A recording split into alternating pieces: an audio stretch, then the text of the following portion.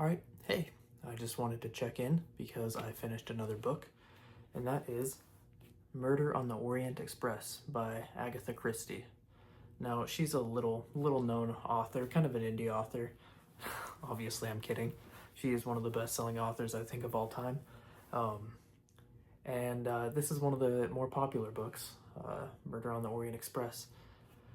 I was in my local half-price books and saw this there and decided to pick it up and give it a shot. I've never read an Agatha Christie book before, and I gotta say I had a pretty good time. This particular book is about a train in Eastern Europe that has 14 passengers plus the director of the train line, plus a doctor, plus a conductor, plus an investigator, and they're all on this one passenger train section. These 14 people plus the few I mentioned there. And a few chapters in, you realize there's been a murder, and it's up to our investigator to try to figure it out. Now, I'm not even going to really attempt to pronounce any of these names. The main character's name is Hercule Poirot. I think it's French. I believe that there's this is a series of books with him as the inspector investigator guy.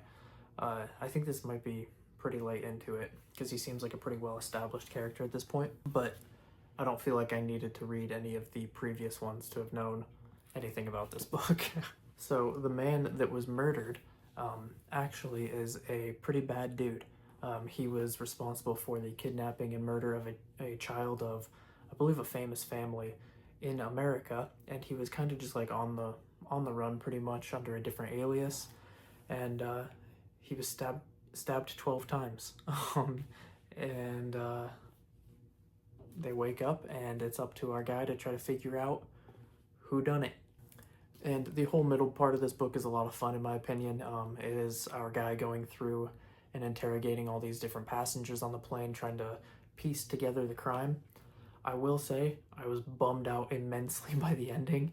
It felt almost like a cop-out ending, but I think I was probably just expecting something else. I definitely did not care for the solution in this book.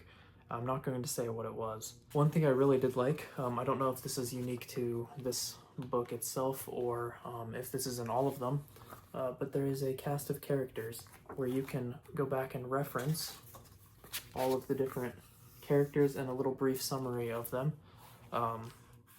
There is also a little map of the train and where everybody is sleeping, and that was another great reference thing for me. I was constantly looking at those two pages trying to remind myself where everybody was positioned and who everybody was and a little bit about them. It was very, very nice to have that in this book. But other than that, there's not a lot else I can really say about this book without spoiling anything.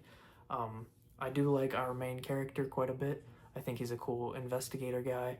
I liked the doctor, and I liked the director of the trains. I liked those characters quite a bit.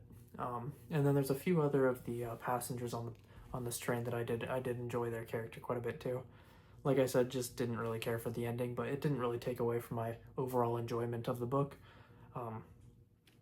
Overall, yeah, I'm definitely going to read more Agatha Christie books. There's a reason that she's so popular and well-known. This was written, I believe, in 1934. Could be wrong on that. Anyways, this is a shorter review for me, but I just kind of wanted to briefly talk about it, so I appreciate you all for sticking around, and thanks.